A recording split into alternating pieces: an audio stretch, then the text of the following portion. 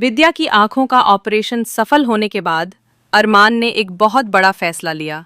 जी हाँ दोस्तों, ये रिश्ता क्या कहलाता है सीरियल के अपकमिंग ट्रैक में दिखाया जाएगा कि विद्या का ऑपरेशन सफल हो जाता है।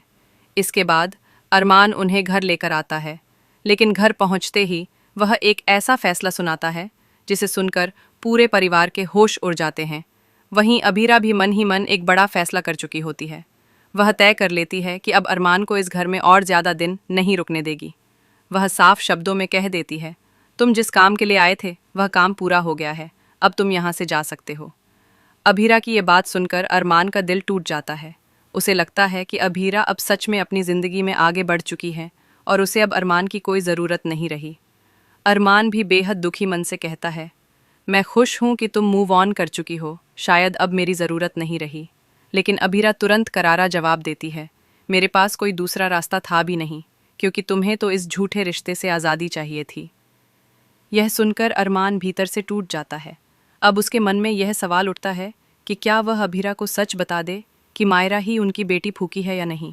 लेकिन उसे यह भी डर होता है कि कहीं कबीर या गीतांजलि उसकी बेटी को हमेशा के लिए उससे दूर ना कर दें।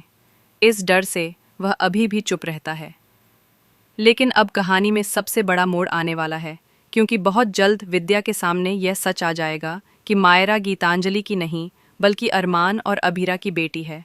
जब ये बात अभीरा को भी पता चलती है तो वह फौरन फैसला कर लेती है कि अब वह मायरा को हर हाल में वापस लाकर रहेगी। उसकी ज़िंदगी का अब सिर्फ एक ही मकसद है, अपनी बेटी को वापस पाना। और जब उसे ये भी पता चलता है कि दादीसा इस सच्चाई को पहले से जानती थी, तो वह दादीसा पर फूट पड़ती है। आपने मुझे 7 साल तक अपनी बेटी के लिए तड़पते हुए देखा, लेकिन फिर भी मुझसे यह सच छुपाया। आपने मुझसे मेरी माँ होने का हक भी छीन लिया। अब यह देखना बेहद दिलचस्प होगा कि क्या मायरा अपनी असली माँ अभीरा को पहचान पाएगी और उसे स्वीकार करेगी। क्या अरमान और अभीरा फिर से एक हो पाएंगे? इस इमोशनल सफ़र और भावनात्मक टकरावों से भरे ट्रैक को देखने के लिए जुड़े रहिए हमारे चैनल के साथ।